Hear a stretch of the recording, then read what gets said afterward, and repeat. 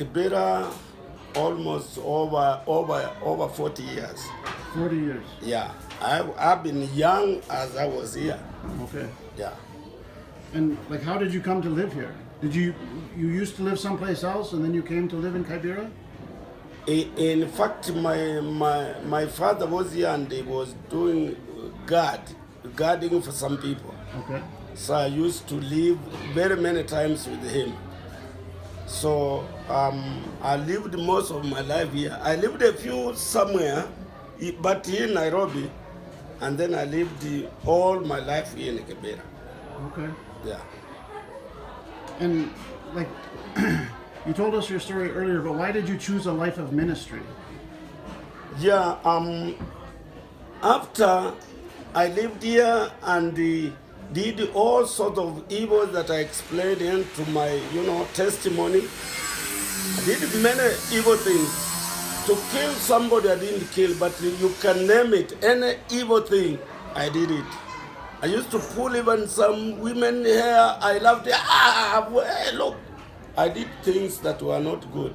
Yeah. So when I gave my life to the Lord, after I gave my life to the Lord, I started really to share my testimony. I started to tell people that I'm not the old Timothy.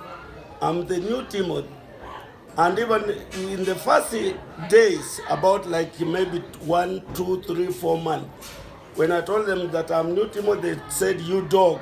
Every time they said, "You dog," they said, "You dog." I wasn't a dog, but they called me dog because they knew which kind of a person I was. And I was sharing with them how Jesus had come into my life. They said, "You dog." But after 6 months, they said it may be true. And so after 6 months, I went and we started really to talk to people and we prayed with the people. So every time I left that to go and sleep where I slept, I found that something was telling me that you need to do something. You need to go full time into this. You need to tell people about Jesus.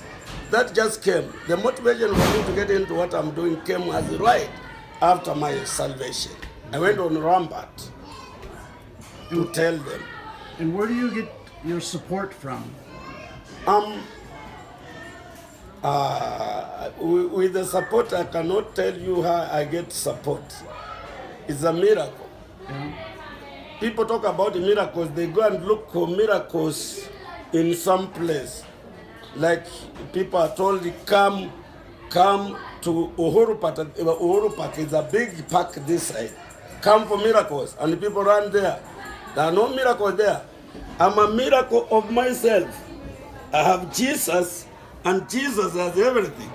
Every time I wake up at 4, and I go in the corner to pray, and then I have a place that is called Uhuru Garden this side. Every once in a while I go to that ground, I go in the grass to pray, and I see God feed me like how he fed Elijah.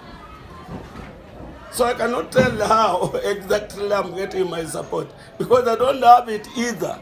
Yeah. I don't have it. Yeah. Yeah.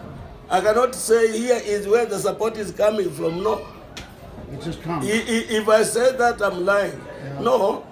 I feel this is the work of God. Okay. I don't know how it comes. Some evenings we do not know what to eat. See, we have walked. Yeah. Did you see any land that we dig? No. No. Yeah. But God feeds us like what he did to Elijah. In that brook, he took him to a brook, the brook dried, and he took him to a widow, and he ate the whole food of the widow. But look at what God did to that. Yeah. What is the goal for your ministry? Like, what are you trying to accomplish? The children that, if you are here tomorrow, you'd see every child. The children that we have and the people in Kibera, I want to see them in heaven where I'll be. Because the goal for life, if these people can go to heaven, and that is where everybody of us is going, those who have given their life to the Lord. Yeah. If I see them there, that I will have accomplished my goal. Okay. Yeah. And like, what does success look like And how do you measure your effectiveness? My effectiveness, I really measure it on what Jesus had done to me. Okay. And what he can do for me day after day. That is how I measure it. Okay. What he has done for me, he died on that cross and shed that precious blood. The blood, I don't think there is a man who could give his child to be killed that way. Yeah. But God gave him. And so I measure my effectiveness with him in my life every day. And I cry every day, Jesus, get on, walk with me, walk with me. I'm like Enoch. Enoch was a friend of God, they walked with God. And one day when they went, he never came back home. Yeah. God, I always imagine that they went, and God told him, that is heaven, home. And he said, can I move with you toward that? I said, yeah, let's move. And they moved into heaven. He never came back. So my effectiveness is measured by how I relate to myself with my God. Day to day life. Okay. Yeah. Is there something or project in the last year that you was your favorite one? Like, was there some building that you built or something that you did that you think, oh, I was glad that we were able to do that? Yeah, like this project of this house that you just saw the completing. Yeah. I wish it got completed earlier. The man who was working on it, his father died, and so, but I had engaged him. I didn't want to engage somebody else. So they worked on and they're still working on. I'm thinking that project is the most important. My heart fell. People sleep outside to sleep in. I once slept out. I sometimes slept out myself. I know how, what people feel when you sleep outside. Yeah. If you do not have a place to open a door and get in, my friend, you can move here and life is nothing really on this planet Earth.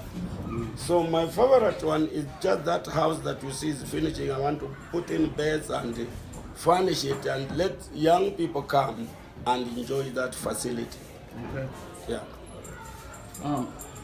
How do you see North Americans or Europeans, like, how do we fit into your ministry?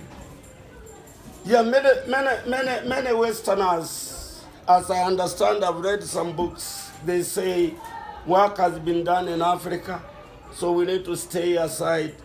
But I'm telling you, work is like just beginning in Africa.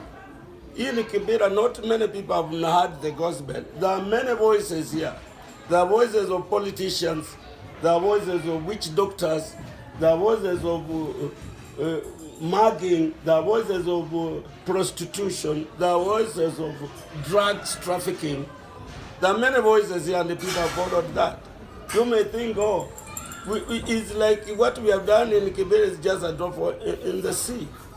So what I'm seeing is that the white and the blacks have work. So when you segregate yourself and say, we white, we have completed it, it means that Jesus has come and the world has, and the people have gone. That has not come yet.